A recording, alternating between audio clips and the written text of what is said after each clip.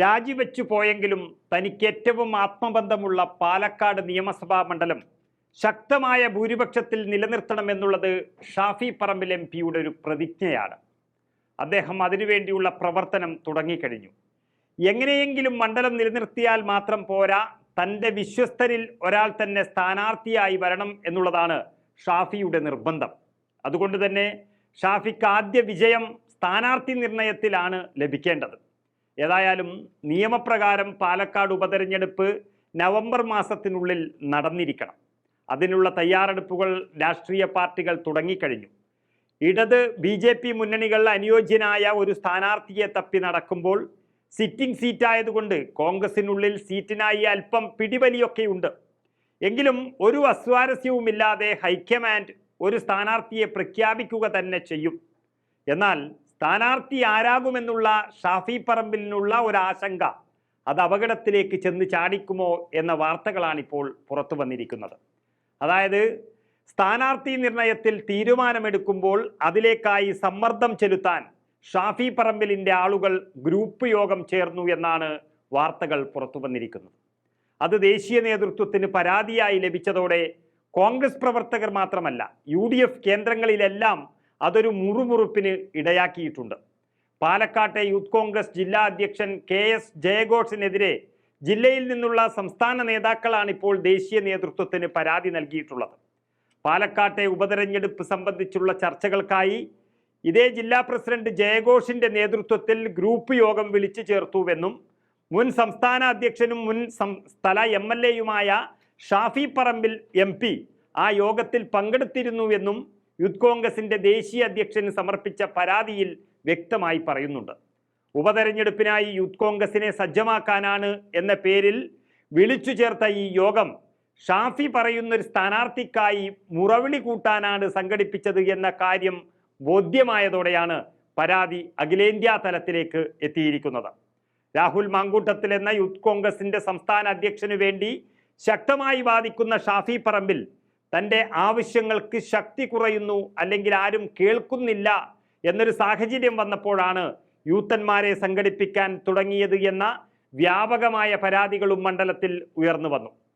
പാർട്ടിക്കകത്തെ group പ്രവർത്തനവും ഏകാധിപത്യ പ്രവണതയും അത് സംഘടനയുടെ ഐക്യത്തെ ബാധിക്കുമെന്നും ഷാഫി പറമ്പിൽ MP ഉൾപ്പെടെ ആ ഗ്രൂപ്പ് യോഗത്തിൽ പങ്കെടുത്തത് ഉപതെരഞ്ഞെടുപ്പിന്റെ ഘട്ടത്തിൽ പാർട്ടിക്ക് ദോഷകരമാകുമെന്നും ആ നാട്ടിലെ കോൺഗ്രസ് പ്രവർത്തകർ മാത്രമല്ല സാധാരണ ജനങ്ങൾ തന്നെ പറഞ്ഞു തുടങ്ങി. അതുകൊണ്ട് ഗ്രൂപ്പ് പ്രവർത്തനങ്ങൾ അവസാനിപ്പിക്കാൻ എത്രയും പെട്ടെന്ന് നടപടി സ്വീകരിക്കണമെന്നാണ് ഈ പരാതിയിൽ അവർ കൊടുത്തിരിക്കുന്നത്. ശരിക്കും പറഞ്ഞാൽ ഷാഫി പറമ്പിൽ എത്രത്തോളം ശക്തനും ജനകീയനുമായിരുന്നു പാലക്കാട്ട് എന്ന് നമുക്കറിയാം. പക്ഷേ അത് ഷാഫിയാണ്, അല്ലാതെ ഷാഫി പറയുന്ന മറ്റൊരാൾക്ക് ആ ജനകീയതയും സ്വീകാര്യതയും ഒക്കെ ഉണ്ടാകണമെന്നില്ല. അതുകൊണ്ട് ഷാഫി പറഞ്ഞു എന്നതിൻ്റെ പേരിൽ ഒരാളെ കണ്ണും പൂട്ടി സ്ഥാനാർത്ഥിയാക്കാൻ കോൺഗ്രസ് നേതൃത്വം തയ്യാറാകില്ല. അത് ബോധ്യമാവുകയും രാഹുൽ മാങ്കൂട്ടത്തിലിൻ്റെ സാധ്യത മങ്ങുന്നു എന്നുള്ള വ്യക്തമായ സൂചന ലഭിക്കുകയും ചെയ്തതോടെയാണ് ഷാഫി പറമ്പിൽ ഒരിക്കലും താൻ ചെയ്യാൻ പാടില്ലാത്ത ഗ്രൂപ്പ് യോഗവുമായിട്ട് മുന്നിട്ടിറങ്ങിയത്. അത് ഉപതെരഞ്ഞെടുപ്പ് വരാനിരിക്കെ വലിയ പ്രതിഷേധത്തിന് കാരണമായി കഴിഞ്ഞു.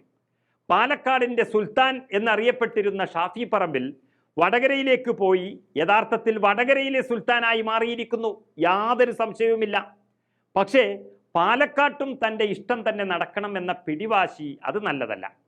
മാത്രമല്ല പാലക്കാട്ടിന് നായകനായി നിൽക്കുന്നത് VK ശ്രീകണ്ഠൻ MP ആണ്. അദ്ദേഹത്തിൻ്റെ വാക്കുകൾക്കും ചെവി കൊടുക്കേണ്ടതുണ്ട് നേതൃത്വം. അതുപോലെ തന്നെ ജില്ലാ കോൺഗ്രസ് കമ്മിറ്റിയുടെ തീരുമാനവും നിർണായകമാണ്.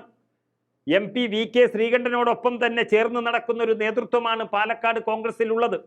അതൊക്കെ കൊണ്ട് ഷാഫിയുടെ തീരുമാനത്തിന് ലഭിക്കുന്ന സ്വീകാര്യത അവിടെ പിന്നോട്ടടിക്കുകയാണ് യഥാർത്ഥത്തിൽ. മാത്രമല്ല പാലക്കാടിൻ്റെ ഒരു സ്വഭാവവും ചരിത്രവുമെല്ലാം വെച്ച് നോക്കുമ്പോൾ അവിടെ പ്രാദേശിക വികാരം അല്പം കൂടുതലാണ്. പാലക്കാടിൻ്റെ ഊരും ചൂരും ഏറ്റുവാങ്ങിയ ഡോക്ടർ സരീനെയും അതുപോലെ തങ്കപ്പനെയും ഒക്കെ അംഗീകരിക്കുന്നത് പോലെ ഒരുപക്ഷെ കുറേ ദൂരം തെക്കുനിന്ന് വരുന്ന ഒരാളെ, അത് യൂത്ത് കോൺഗ്രസ് സംസ്ഥാന നേതാവായാലും അഖിലേന്ത്യാ നേതാവായാലും അവർ ഒരു പക്ഷെ അംഗീകരിക്കണമെന്നില്ല. ആ യാഥാർത്ഥ്യം ഷാഫി പറമ്പിൽ മനസ്സിലാക്കുക തന്നെ വേണം. ഡോക്ടർ സരീനെ പോലെയുള്ള ഒരു നേതാവിനെ കോൺഗ്രസ് ഉയർത്തിക്കൊണ്ടുവരികയാണെങ്കിൽ അത് ചരിത്ര നേട്ടം തന്നെയായിരിക്കും. കോഴിക്കോട് മെഡിക്കൽ കോളേജിൽ നിന്നും യൂണിയൻ ചെയർമാനായും റാങ്കുകാരനായും ഒക്കെ പഠിച്ച് ഡോക്ടറായി പടിയിറങ്ങിയ ഒരു വ്യക്തി ഇന്ത്യൻ സിവിൽ സർവീസ് നേടി കർണാടക സർക്കാരിൻ്റെതടക്കം പല സുപ്രധാന പദവികൾ വഹിക്കുകയും ഒക്കെ ചെയ്യുമ്പോഴാണ് ഇത്ര ചെറുപ്പത്തിൽ തന്നെ ആ പദവിയെല്ലാം രാജിവെച്ച് കോൺഗ്രസ് എന്ന പാർട്ടിക്ക് വേണ്ടി ഇറങ്ങിയത്. അത് കണ്ടില്ലെന്ന് നടിക്കാൻ കോൺഗ്രസിന് കഴിയില്ല. മാത്രമല്ല 90 വയസ്സ് കഴിഞ്ഞ മെട്രോമാൻ ശ്രീധരനെ ആരാധിക്കുന്ന പാലക്കാട്ടുകാർ രാഷ്ട്രീയ ഭേദമന്യേ എപ്പോഴേ അംഗീകരിച്ചൊരു വ്യക്തിത്വമാണ് സരിൻ്റേത്. മോഹൻലാൽ ഒരു പരസ്യവാചകത്തിൽ പറഞ്ഞതുപോലെ വീട്ടിൽ സ്വർണം വെച്ചിട്ട് എന്തിനാണ് നാട്ടിൽ അന്വേഷിച്ചു നടക്കുന്നു എന്നുള്ളതാണ് നമ്മൾ മനസ്സിലാക്കേണ്ടത്. മാത്രമല്ല രാഹുൽ മാങ്കൂട്ടത്തിലിനെ പോലെയുള്ള ശക്തനായ ഒരു യൂത്ത് കോൺഗ്രസ് അധ്യക്ഷന് ഇനിയുള്ള 1.5 വർഷം എന്ന് പറയുന്നത് ശക്തമായ സമരവേലിയേറ്റങ്ങളുടെ കാലമാണ്. അദ്ദേഹത്തിന് പാർലമെന്ററി രാഷ്ട്രീയത്തിനുള്ള സമയമല്ല ഇത്. 1.5 വർഷം കഴിഞ്ഞാൽ ആറന്മുളയോ അല്ലെങ്കിൽ ചെങ്ങന്നൂർ പോലെയുള്ള അദ്ദേഹത്തിൻ്റെ നാട്ടിൽ തന്നെയുള്ള സീറ്റിൽ വൻ ഭൂരിപക്ഷത്തോടെ ജയിക്കാനും കഴിയും.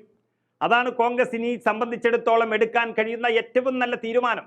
ഏതായാലും ഷാഫി പറമ്പിൽ ചെയ്തത് അദ്ദേഹത്തിന് ചേർന്ന പണിയല്ല. തൻ്റെ അഭിപ്രായം പാർട്ടി നേതൃത്വത്തെ അറിയിക്കുന്നതിനു പകരം 10 പിള്ളേരെ വിളിച്ചുകൂട്ടി സമ്മർദ്ദം ചെലുത്താൻ നോക്കിയത് നേതൃത്വത്തെ ദേഷ്യപ്പെടുത്താൻ മാത്രമേ ഉപകരിക്കുകയുള്ളൂ. ഏതായാലും പാലക്കാട് ഉപതെരഞ്ഞെടുപ്പ് വരുമ്പോൾ സിറ്റിംഗ് സീറ്റ് കയ്യിൽ നിന്നും പോകാതിരിക്കാൻ കെ മുരളീധരന്റെ നേതൃത്വത്തിൽ രാപ്പകലില്ലാതെ പ്രവർത്തനം ആരംഭിച്ച സ്ഥിതിക്ക് എല്ലാവരും അതിൻ്റെ ഓരം ചേർന്ന് പക്വതയോടെ പെരുമാറുന്നതാണ് പാർട്ടിയുടെ വിജയത്തിന് നല്ലത്.